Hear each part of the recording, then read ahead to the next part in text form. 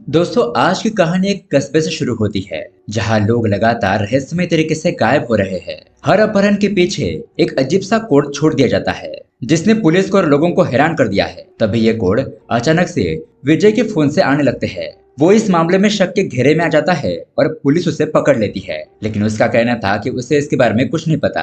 लेकिन अब हालात तब और भी ज्यादा खतरनाक हो जाते हैं जब विजय की प्रेमिका भी रहस्यमय तरीके से गायब हो जाती है। विजय जब उसकी तलाश में निकलता है तो उसे भयानक सच का सामना करना पड़ता है। एक ऐसा गुप्त कल्ट जो लोगों के दिमाग पर काबू पाकर उन्हें एक देवी की सेवा करने के लिए मजबूर करता है। अब विजय को न कि सिर्फ अपनी बेगुनाही साबित करनी है, बल्कि उस अंधेरी ताकत से भी लड़ना है जिसने पूरे कस्बे को डर के साए में डुबो दिया है। तो सवाल यह है, क्या वो अपने प्रेमिका को बचा पाएगा या फिर उन कल्ट के लोगों की वजह से मुसीबत में पड़ जाएगा? यही देखेंगे हम आज की थ्रिलर कहानी में, जिसका नाम है मार्थरू। दोस्तों, ये कहानी हाल ही में 2025 में रिलीज हुई है और IMDb पर मिले इस फिल्म को 8.6 आउट ऑफ 10। इसलिए आपको ये फिल्म जरूर पसंद आने वाली है, तो वीडियो को एंड तक जरूर देखिएगा और चैनल को सब्सक्राइब भी जरूर करना। चलिए शुरू करते हैं आज की कहानी। दोस्तों, कहानी की शुरुआत होती है दिव्या नाम की एक लड़की से। वो सोई होती है और तभी अचानक उसके होने वाले पति सूरज का उसे कॉल आता है। अब आधी रात हो चुकी थी, लेकिन वो उसे एक जगह पर मिलने के लिए बुलाता है। दिव्या उसे कहती है कि हम कल सुबह मिलेंगे,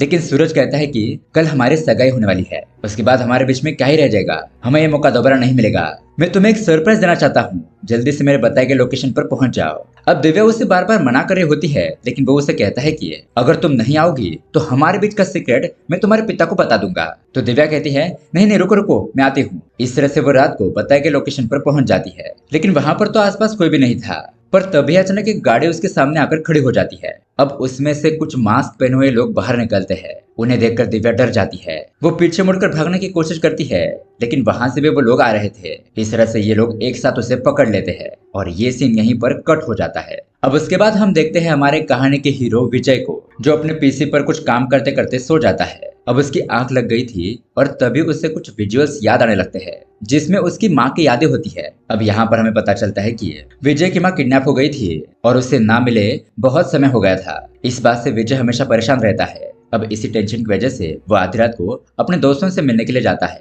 उसके पिताजी उसे जाते हुए देख लेते हैं। अब यहाँ पर वो अपने दोस्तों के साथ शराब पीता है, लेकिन विजय अपनी माँ के बारे में सोचकर बहुत ही उदास होता है। खैर, अब उसके अगले दिन हम देखते हैं पुलिस ऑफिसर रविशंकर को, और वो यहाँ पर 3 लोगों को पकड़कर बहुत ही जोरों शोरों से मार पीट रहा होता है। दरअसल शहर में बहुत सारे लोग लापता हो रहे थे। अब कल जो लड़की गायब हुई थी, उसी के शक के आधार पर इन 3 लोगों को पकड़ा गया था। लेकिन बहुत ज्यादा मार खाने के बावजूद भी वो लोग कहते हैं कि सर, हमने कुछ नहीं किया है, हमें उस लड़की के बारे में कुछ नहीं पता, प्लीज हमें छोड़ दीजिए। अब रविशंकर उन लोगों को दवाई लगाता है और कहता है कि देखो, ऐसा इंस्पेक्टर तुमने कभी नहीं देखा होगा जो मारपीट के बाद दवाई भी लगाता है। मुझे बस इतना बता दो कि तुम लोगों ने उस लड़की के साथ क्या किया, वो अभी कहाँ पर है, फिर मैं तुम्हारी सजा कम कर दूंगा। लेकिन वो लोग कहते हैं कि सर, हमें उस लड़की के बारे में कुछ नहीं पता, सच मानिए। जिससे कि अब रविशंकर भी बहुत ज्यादा परेशान हो जाता है। उसे भी समझ नहीं आ रहा था कि लोगों को कौन गायब कर रहा है। अब यहाँ पर हमें उस कल्ट के लोगों को दिखाया जाता है, जिसमें एक लड़की दिव्या को कहती है कि बस अब बाहर की दुनिया भूल जाओ, हम जो कहेंगे वही तुम्हें करना होगा और यहाँ से भागने की कोशिश मत करना। ऐसा कहकर वो उसके हाथ से खून का सैंपल ले लेती है। अब ये सब कुछ देखकर दिव्या बहुत ज्यादा डर गई थी और वो रोने लगती है कि वो ये किस मुसीबत में पड़ गई। फिर उसके अगले सीन में हमें स्कूल का सीन दिखाया जाता है, जहाँ पर हम स्वामी नाम के एक साइंस टीचर को देखते हैं, जो कि बच्चों को पढ़ा रहा होता है। वो कहता है कि इंसान अपने जैसा रोबोट बना सकता है, तो वह इंसान के ही दिमाग को कंट्रोल करके उसे भी रोबोट बना सकता है। स्टूडेंट पूछते हैं कि हम इंसान के दिमाग को कैसे कंट्रोल कर सकते हैं। स्वामी कहता है कि न्यूरो साइंस की मदद से। इसके ऊपर अभी रिसर्च चल रही है। फिर वो कहता है कि ठीक है बच्चों, अब आगे की जानकारी हम अगली क्लास में लेंगे। अब उसके बाद यहाँ इस तरफ हम विजय को देखते हैं। वो अपने घर में सुबह नाश्ता करने के लिए आता है और उसके पिताजी ने डोसा बनाया था। वो अपने पिता से पूछता है कि मैंने अलार्म लगाया था, वो बजा क्यों नहीं। उसके पिता कहते हैं, मैंने उसे बंद कर दिया था क्योंकि तुम रात को लेट घर पर आए थे, तुम्हें अच्छी नींद मिले, इसलिए मैंने उसे बंद कर दिया। विजय कहता है कि अगर मेरा कोई इंपॉर्टेंट काम होता तो। उसके पिताजी कहते हैं, मेरे बेटे के सेहत से बढ़कर मेरे लिए कुछ भी इंपॉर्टेंट नहीं है। अब ये सब कुछ देखकर विजय कहता है कि पापा, आप मेरा कितना ख्याल रखते हो, अगर आप मेरा इतना ध्यान रखते हो तो माँ कितना रखती होगी, मुझे माँ की बहुत याद आ रही है। उसके पिता कहते हैं कि वो तो हमारे घर की जान थी, लेकिन अब पता नहीं वो कहाँ है। इस तरह से ये लोग उदास हो रहे होते हैं और तभी अचानक विजय के पिता के हार्ट में दर्द होने लगता है। वो कहते हैं कि मैं ठीक हूँ, लेकिन विजय उन्हें तुरंत ही हॉस्पिटल लेकर आता है। अब यहाँ पर वो रिसेप्शनिस्ट के साथ बात कर रहा होता है और तभी उसके सामने एक डॉक्टर लड़की अपने केबिन में जा रही होती है। उसे देखकर विजय खुश हो जाता है और उस लड़की से पूछता है, ये मैडम कौन है? वो लड़की बताती है कि उनका नाम मालविका मैडम है और वो यहाँ के साइकियाट्रिस्ट डॉक्टर है। अब दरअसल दोस्तों, विजय को मालविका पहली ही नजर में पसंद आ जाती है। अब वो अपने पिता से कहता है कि अब मरीज आप नहीं मैं हूँ। आप ही कहते हो ना कि एक साइकियाट्रिस्ट से हमें मिलना चाहिए, तो चलिए हम आज मुलाकात करेंगे एक साइकियाट्रिस्ट डॉक्टर से। इस तरह से ये लोग डॉक्टर मालविका के पास आते हैं। मालविका पूछती है कि बताइए किसको और क्या प्रॉब्लम है? तो विजय कहता है कि मुझे प्रॉब्लम है। उसके पिताजी कहते हैं, मैडम मेरा बेटा अचानक ही सोते सोते जाग जाता है, आधी रात को अपने दोस्तों के साथ शराब पीने के लिए जाता है, मेरी एक भी बात नहीं सुनता, कुछ समय से तो इसका चीजों पर ध्यान ही नहीं है। तो मालविका कहती है कि ठीक है, आप थोड़ा बाहर वेट कीजिए, मैं आपके बेटे विजय के साथ अकेले में बात करना चाहती हूँ। अब उनके जाने के बाद वो विजय से कहती है कि तुम अपनी आंखें बंद करो और यहाँ टेबल पर क्या चीजें रखी थी उसे याद करके बताओ। तो विजय कुछ चीजों को याद करता है और एक दो चीजों का नाम बताता है। फिर वो कहता है कि मेरे सामने एक बहुत ही खूबसूरत लड़की पिंक ड्रेस में बैठी हुई है। इस तरह से वो आगे उसकी तारीफ करने लगता है और उसकी बातें सुनकर मालविका भी बहुत ज्यादा शर्माने लगती है। ऐसा लग रहा था कि वो भी खुश हो गई है।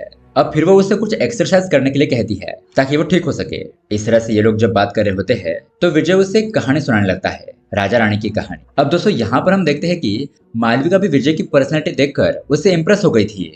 विजय के जाते वक्त वो उसे कहती है कि इस तरह से तुम्हें ट्रीटमेंट लेने के लिए हर रोज आना होगा जब तक मैं मना ना करूं। तो ये बात सुनकर विजय भी बहुत ही खुश होकर वहां से चला जाता है। अब रात को हम देखते हैं मालविका अपने घर पर लौटती है और उसके पिताजी पुलिस ऑफिसर रविशंकर होते हैं। वो अपनी बेटी को देखकर सिगरेट फेंक देते हैं और कहते हैं कि बेटा तुम आ गई, बताओ सब कुछ ठीक चल रहा है ना? मालविका कहती है कि जी पिताजी, डॉक्टरों की लाइफ तो थोड़ी अच्छी चल रही है, आपके जितना मुजरिमों को पकड़ने का प्रेशर नहीं है। रविशंकर कहता है कि ठीक है बेटा। फिर वो उसे कहते हैं कि बेटा अब तुम बड़ी हो गई हो, शादी के बारे में तुम्हारा क्या ख्याल है? ये बात सुनकर मालविका फिर से विजय की यादों में खो जाती है। फिर दोबारा से उसके पिताजी पूछते हैं तो वो बताती है कि पिताजी मैं शादी तो करूंगी लेकिन अपने पसंद के लड़के से। इस तरह से यहाँ पर पिता और बेटी हंसने लगते हैं, लेकिन उसके पिता उसे कहते हैं कि ठीक है लेकिन अंतिम फैसला मेरा ही होगा। अब उसके बाद दोस्तों हम देखते हैं कि अगले 2-3 दिन बाद विजय ट्रीटमेंट लेने के लिए हॉस्पिटल नहीं आता। इस वजह से मालविका बहुत ज्यादा परेशान हो जाती है। उसे विजय की याद आने लगती है क्योंकि वो भी अब उसे लाइक करने लगी थी। इसलिए 3 दिन के बाद फाइनली वो विजय का एड्रेस पता करके उसके घर पर पहुंच जाती है। वहां पर विजय के पिता जो होते हैं उनसे पूछने पर वो बताते हैं कि बेटा विजय तो किसी काम से बाहर गया है। मालविका कहती है कि उसे ट्रीटमेंट करने के लिए हॉस्पिटल भेज दीजिएगा, ऐसे ही ट्रीटमेंट बीच में छोड़ दोगे तो आपका बेटा ठीक नहीं होगा। ऐसा कहकर वो वहां से चली जाती है। फिर अगले दिन वापस वो उनके घर पर आती है तो यहाँ पर विजय टेरेस पर फोन पर बात कर रहा होता है। अब मालविका उसे मिलने के लिए जाती है और वो उसे देखकर बहुत ज्यादा खुश हो जाता है। मालविका उसे पूछती है कि तुम हॉस्पिटल क्यों नहीं आए, मैं तुम्हारा कितना इंतजार कर रही थी। विजय कहता है कि वो मुझे थोड़ा काम था। फिर मालविका उसे पूछती है मेरे बताए गए एक्सरसाइज कर रहे हो ना? तो वो हाँ कहता है। फिर वो उसे आगे राजा और रानी की कहानी बताने के लिए कहती है। अब यहाँ पर वो उसे कहानी बताता है। फिर वो दोनों घूमने फिरने के लिए जाते हैं और दोस्तों इस तरह से उनकी लव स्टोरी शुरू हो जाती है। अब इसी दौरान विजय मालविका को एक कोड लैंग्वेज का पासवर्ड सिखाता है जिसका इस्तेमाल ये दोनों प्यार को एक्सप्रेस करने के लिए करेंगे। तो मालविका भी उस कोड को लिख लेती है। अब यहाँ दूसरी तरफ हम देखते हैं एक जगह पर कुछ एक्सपेरिमेंट चल रहा होता है जहाँ पर लोगों की दिमाग को कंट्रोल करके उन्हें कुछ काम करने के लिए प्रोग्राम किया जा रहा था। अब उसके अगले सीन में हम पुलिस ऑफिसर को देखते हैं। उन्हें एक और लड़की के लापता होने की खबर मिलती है। वो उस जगह पर पहुंचते हैं तो वहां पर बस उस लड़की की स्कूटी खड़ी थी। वहां पर अच्छी तरीके से चेक करने पर स्कूटी की सीट पर एक कोड लिखा हुआ मिलता है तो उसका फोटो लेकर ये लोग छानबीन करने लगते हैं। अब इसी दौरान कांस्टेबल को फोन पर फोन आने लगते हैं। एक डॉक्टर उन्हें बार बार फोन कर रहा था। अब ऑफिसर के पूछने पर कांस्टेबल बताता है कि सर ये एक डॉक्टर है, हमारे नंबर पर 90 बार कॉल कर चुका है, परेशान कर दिया इसने हमें। पुलिस ऑफिसर कहता है कि ठीक है हम इसे देखेंगे। अब यहाँ पर होटल में हम उस डॉक्टर को देखते हैं। इसका नाम होता है राजेश। उसका फंडा होता है कि 3 मिनट में परेशानी दूर। इसका मतलब वो 3 तरह के सोल्यूशन देता था।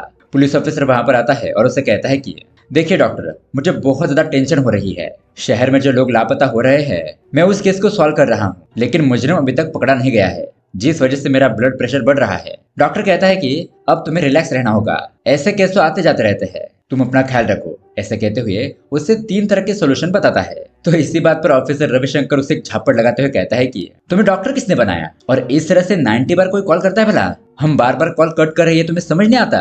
इस तरह से उसे मारता पीटता है और आइंदा कॉल करने से मना कर देता है। दरअसल दोस्तों ये फिल्म का कॉमिक कैरेक्टर होता है और इस डॉक्टर को पेशेंट नहीं मिलते, इसलिए वो इसी तरह से लोगों को फोन करता है। अब यहाँ इस तरफ हम विजय को देखते हैं जो हॉस्पिटल में मालविका से मिलने के लिए आता है। फिर वो दोनों घूमने के लिए चले जाते हैं। अब रात को हम देखते हैं पुलिस ऑफिसर रविशंकर और उसकी टीम पेट्रोलिंग कर रही होती है। तो देर रात तक रास्ते पर एक लड़की खड़ी थी। ऑफिसर पूछता है कि तुम इतनी रात गए यहाँ पर क्या कर रही हो? वो लड़की बताती है कि सर मेरा घर यहाँ आसपास ही है, एक दोस्त ने मुझे यहाँ पर बुलाया था इसलिए मैं यहाँ पर आ गई। तो ऑफिसर उसे डांटता है, कहता है कि शहर में लोग लापता हो रहे हैं, तुम्हें पता नहीं है क्या? चलो घर जाओ और ऐसे अकेले मत घूमना। फिर वो थोड़ा सा ही आगे जाते हैं और उन्हें और दो लड़कियां मिलती है। वो उन्हें भी डांट कर वहां से घर जाने के लिए कहता है, लेकिन दोस्तों इतने में ही शीशे में देखने पर पीछे खड़ी वो लड़की अचानक ही गायब हो जाती है। मतलब कि किसी ने उसे किडनैप कर लिया था। अब पीछे जाकर देखने पर वहां पर धुआं ही धुआं था। पुलिस की टीम उस लड़की को ढूंढने लगती है लेकिन वह उन्हें नहीं मिलती। दरअसल दोस्तों उस लड़की को उन कल्ट वाले लोगों ने ही किडनैप किया था।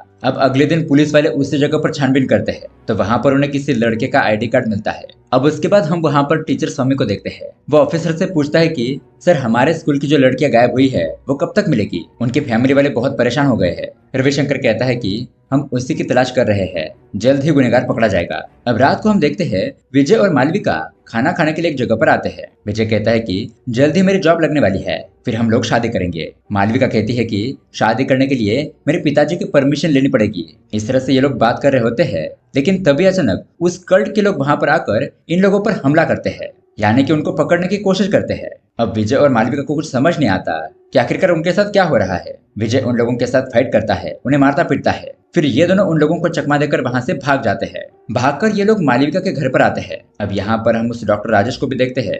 दरअसल वो विजय को देखकर उसका पीछा करते हुए यहाँ तक आ गया था।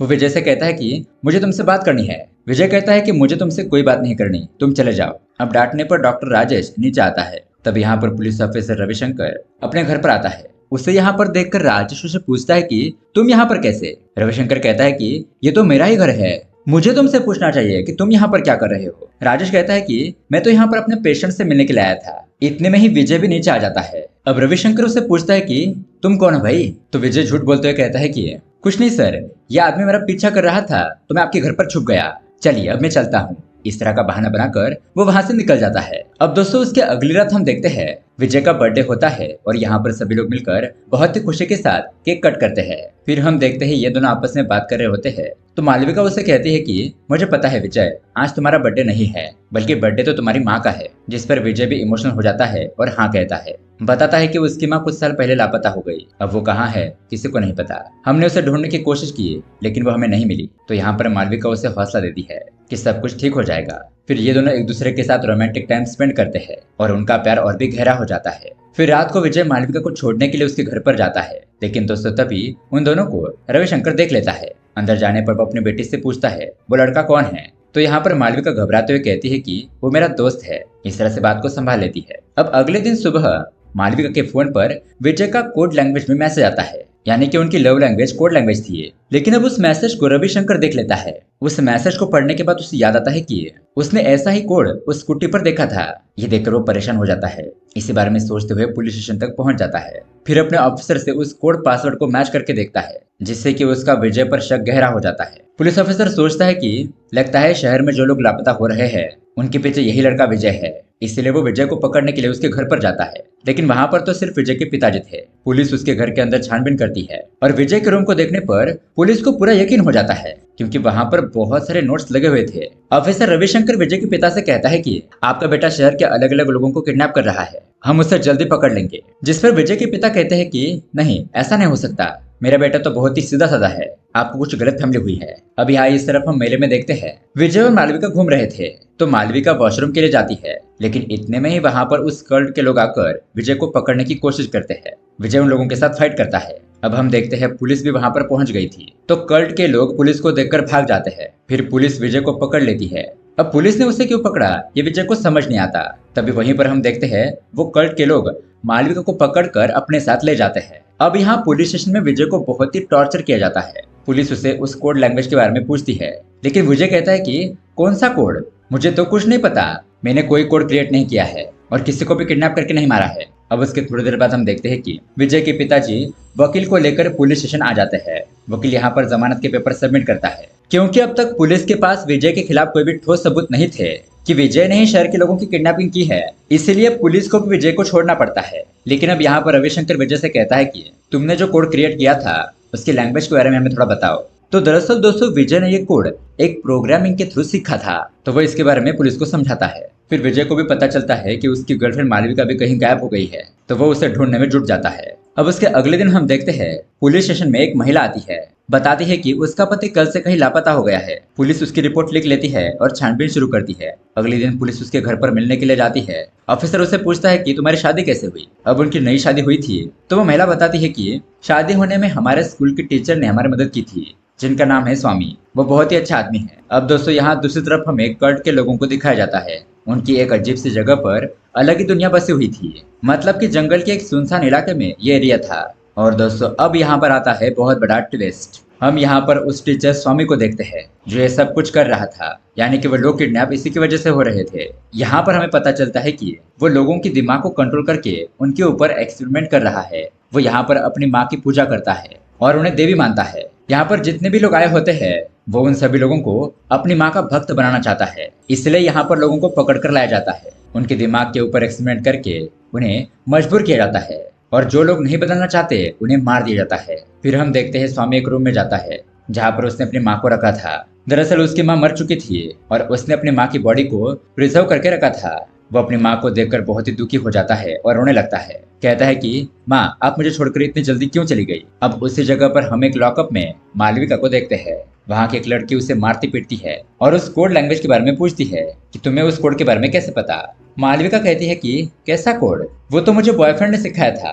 वो लड़की उसे पूछती है वो कहाँ रहता है। मालविका कहती है कि मुझे नहीं पता, और पता होता तो भी नहीं बताती। तो वो लड़की कहती है तुम नहीं बताओगे तो क्या होगा, हम उस लड़के को पकड़ ही लेंगे। ऐसा कहकर वो चली जाती है। अब उस जगह पर हम मालविका को देखते हैं। वो अपने बॉयफ्रेंड विजय को याद कर रही होती है, तो उसका वहां पर स्केच बनाती है और उसने सिखाया हुआ कोड भी लिखती है। तभी हम वहां पर एक महिला को देखते हैं जिसका नाम होता है मेघा। वो उस स्केच को देखते ही पहचान लेती है और उससे बात करने के लिए आगे जाती है। कहती है कि क्या तुम इसे जानते हो, ये मेरा बेटा है। तो दरअसल दोस्तों मेघा विजय की माँ होती है और वो एक साइंटिस्ट होने की वजह से टीचर स्वामी ने उसे पकड़कर यहाँ पर रखा था। मालविका उसे बताती है कि आपका पति और बेटा ठीक है, वो लोग आपको बहुत याद करते हैं। इस पर मेघा थोड़ी इमोशनल हो जाती है। फिर वो कहती है कि हमें यहाँ से निकलने के लिए कोई ना कोई रास्ता ढूंढना होगा। मालविका कहती है मुझे पक्का यकीन है विजय मुझे छुड़ाने के लिए यहाँ पर जरूर आएगा। तो उसके बाद हम देखते हैं वो कल्ट वाले लोग विजय को पकड़कर इसी जगह पर लेकर आते हैं। अब यहाँ पर विजय उनकी बात नहीं सुनता, वो उनके साथ फाइटिंग करने लगता है। लेकिन तभी वो लड़की पीछे से आकर उसके सर पर वार करती है, जिससे वो बेहोश हो जाता है। और ये सब कुछ विजय की माँ मेघा भी देख लेती है। अब उसके थोड़ी देर बाद टीचर स्वामी मेघा से मिलने के लिए उसके लैब में आता है। अब स्वामी वहां पर पड़ी हुई लड़की को उसकी माँ की भक्ति करने के लिए प्रोग्राम करने के लिए कहता है, लेकिन मेघा ये सब कुछ करने के लिए तैयार नहीं थी। वो ये सब कुछ करना नहीं चाहती थी, उसे बस ये सब कुछ मजबूरी में करना पड़ रहा था। इन लोगों ने यहाँ पर एक ऐसी मशीन और प्रोग्राम बना लिया था जिससे कि किसी भी इंसान के दिमाग को कंट्रोल करके उसे कुछ भी करवा जा सकता है। स्वामी उसे कहता है तुम अपना काम ठीक से करो, वरना तुम्हारे साथ में वो करूंगा जो शादी के बाद किया जाता है। तुम मेरा प्यार हो, पता है ना। अब मेघा उस लड़की के दिमाग में प्रोग्राम फिट कर देती है और वो लड़की उठकर उनके ही कल्ट का एक हिस्सा हो जाती है। तो इस तरफ हम देखते हैं कि विजय उनके सेल से भाग जाता है। वो लोग उसे पकड़ने की कोशिश करते हैं, लेकिन वो उनके हाथ नहीं आता। उसे एक जगह पर मालविका दिखाई देती है। वो उसे मिलता है, दिलासा देता है। तो मालविका उसे बताती है कि तुम्हारी माँ भी यहीं पर कैद है। ये बात सुनकर विजय बहुत खुश हो जाता है। फिर वो कहता है कि ठीक है, अब हम यहाँ से एक साथ ही निकलेंगे। इस तरह से वो अपनी माँ को बचाने के लिए निकलता है। अब यहाँ पर स्वामी को पता चल गया था कि विजय उनके सेल से भाग गया है। वो अपने लोगों को उसे पकड़ने के लिए कहता है, लेकिन विजय उन्हें नहीं मिलता। तो स्वामी मालविका के पास आता है और उससे पूछता है कि विजय कहाँ है। वो कहती है कि मुझे नहीं पता। स्वामी कहता है मैं तुम्हारे बॉयफ्रेंड विजय को अपनी माँ का भक्त बनाकर ही रहूंगा। मालविका कहती है माँ तो सभी लोगों की महान होती है, लेकिन इसके लिए किसी को भी उसके मर्जी के विरुद्ध हम लोगों को किसी की माँ का गुलाम नहीं बना सकते। अब यहाँ पर स्वामी इमोशनल हो जाता है और कहता है कि मेरी माँ का संघर्ष बहुत बड़ा था। इस तरह से वो अपनी कहानी बताने लगता है। कहानी जाती है फ्लैशबैक में और हम देखते हैं कि कविता नाम की एक महिला डॉक्टर के पास चेकअप करने के लिए आती है, लेकिन डॉक्टर उसे बताते हैं कि तुम्हें एक रेयर बीमारी हो गई है। अगर तुमने इस बच्चे को जन्म दिया तो तुम्हारे शरीर पर बहुत प्रेशर पड़ने की वजह से तुम्हारी आंखों की रोशनी चली जाएगी। जिस पर कविता कहती है कि मुझे इसकी कोई परवाह नहीं है डॉक्टर, मैं बस माँ बनना चाहती हूँ। फिर वो अपने आंखों पर पट्टी बांधकर बच्चे को कैसे संभाला जाता है ये सीखती है और कुछ ही महीनों में वो एक बेटे को जन्म देती है। लेकिन अब इस घटना में उसकी आंखों की रोशनी चली गई थी, लेकिन फिर वो अपने बेटे को अच्छी तरीके से पाल पोस कर बड़ा करती है, बहुत मेहनत करती है, उसे अच्छी शिक्षा देती है। अब एक दिन स्वामी उसे अपने पिता के बारे में पूछता है। कविता उसे बताती है कि तुम्हारे पिताजी आर्मी ऑफिसर थे, एक लड़ाई में वो शहीद हो गए। अब धीरे धीरे समय बीतता है और स्वामी बड़ा हो जाता है। वो स्कूल में साइंस टीचर होता है और एक साइंटिस्ट भी। तो वहीं पर हम मेघा को देखते हैं। स्वामी और मेघा एक दूसरे के दोस्त होते हैं और ये साइंटिस्ट भी थे। फिर यहाँ पर हमें पता चलता है कि ये दोनों एक दूसरे को प्यार करते हैं। अब एक दिन स्वामी मेघा को अपनी माँ से मिलवाने के लिए उसे अपने घर पर ले जाता है। अब यहाँ पर मेघा उसकी माँ को देखती है, तब तक स्वामी पानी लेने के लिए अंदर जाता है। अब मेघा देखती है तो उसकी माँ तो अंधी है। इस बात से वो बहुत परेशान हो जाती है, तुरंत ही वहां से जाने लगती है। तो स्वामी उससे पूछता है कि क्या हुआ, तुम जा क्यों रही हो। मेघा कहती है कि मुझे लगा था तुम्हारी फैमिली बहुत ही अच्छी है, लेकिन तुम्हारी माँ तो अंधी है, हम उनके साथ कैसे जिएंगे। मुझे तो अभी अपना करियर बनाना है, तो शादी होने के बाद मैं तुम्हारी माँ का ध्यान रखूंगी या फिर तुम्हारा या फिर बच्चों का, मुझसे नहीं होगा। ऐसा कहकर वो चली जाती है। अब ये सब कुछ कविता ने सुन लिया था और अपने बेटे का रिश्ता टूट गया, जिससे वो बहुत ज्यादा दुखी हो जाती है। अब कविता अपने बेटे स्वामी से कहती है कि बेटा तुम रो मत, मेघा को मेरा ये फोटो दिखाओ, उसे बताओ कि मैं पहले देख सकती थी, ये बीमारी तो मुझे बाद में हुई है, शायद इससे वो मान जाए। लेकिन दोस्तों स्वामी जब मेघा से मिलने के लिए पहुंचता है तो तब तक उसकी शादी हो चुकी थी। ये देखकर वो बहुत गुस्सा हो जाता है, लेकिन वहां के लोग उसे निकाल देते हैं और मेघा भी कुछ नहीं कहती। अब ये सब कुछ स्वामी से बर्दाश्त। उसके बाद स्वामी जब घर पर आता है तो तब तक उसकी माँ भी मर चुकी थी। अब अपने माँ के मरने का सदमा वो बर्दाश्त नहीं कर पाता, अपने बदले की आग में जलने लगता है कि जिन जिन लोगों की वजह से मेरी माँ को तकलीफ हुई है, जिन भी लोगों ने मेरी माँ का अंधापन देखकर उन्हें टॉन्ट मारा है, मैं उन लोगों को सबक सिखाऊंगा। और इसलिए दोस्तों वो इन सारे लोगों को यहाँ पर पकड़कर उनका दिमाग कंट्रोल कर रहा है, उन लोगों को अपनी माँ का भक्त बना रहा है। क्योंकि उसकी माँ के मरने के कुछ सालों बाद उसने बहुत रिसर्च किया, उसने ये मशीन और प्रोग्रामिंग तैयार की जिससे कि लोगों के दिमाग को कंट्रोल किया जा सके, और जिसमें वो कामयाब हो गया। अब हायर पढ़ाई के दौरान मेघा भी उसके साथ थी और वो भी साइंटिस्ट थी, इसलिए उसने मेघा को भी किडनैप करके अपने पास रखा। अब उसके अगले दिन हम देखते हैं स्वामी अपने माँ के बड़े पुतले के सामने सभी लोगों को बुलाता है। अब वहां पर मास्क और वो कपड़े पहनकर विजय भी मौजूद था। तभी स्वामी मेघा के हाथ में चाकू पकड़कर वहां खड़े लोगों को एक एक करके मारने लगता है। कहता है कि अब तुम ही अपने हाथों से अपने बेटे को मार दो, मुझे पता है वो यहीं छुपा है। इतने में ही विजय उनकी नजर में आता है और वो लोग उसे पकड़ने की कोशिश करते हैं। तभी यहाँ पर बहुत ही जबरदस्त फाइटिंग शुरू हो जाती है। अब स्वामी बहुत ही ताकतवर होने की वजह से वो विजय को बहुत ही बुरी तरीके से मारता पीटता है। बहुत ज्यादा खून निकलकर विजय बेहोश हो जाता है। लेकिन यहाँ पर मेघा अपने बेटे को हिम्मत देती है, उसे उठाती है, फिर से खड़ा होकर स्वामी के साथ लड़ने के लिए कहती है।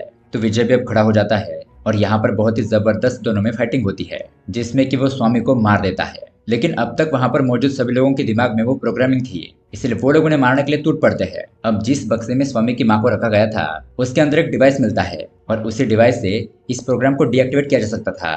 तो मेघा तुरंत ही उस डिवाइस को लेकर मशीन में फिट करती है और प्रोग्राम को डीएक्टिवेट कर देती है, जिससे कि वो लोग तुरंत ही अपने होश में आ जाते हैं। इस तरह से सभी लोगों को बचा लिया जाता है। और दोस्तों इसी के साथ ये कहानी यहीं पर एंड होती है। तो दोस्तों ये कहानी आपको कैसी लगी हमें कमेंट करके जरूर बताइएगा। साथ ही ऐसे ही अमेजिंग मूवी देखने के लिए हमारे चैनल को सब्सक्राइब जरूर कीजिए। मिलते हैं अगली वीडियो में। Thanks for watching.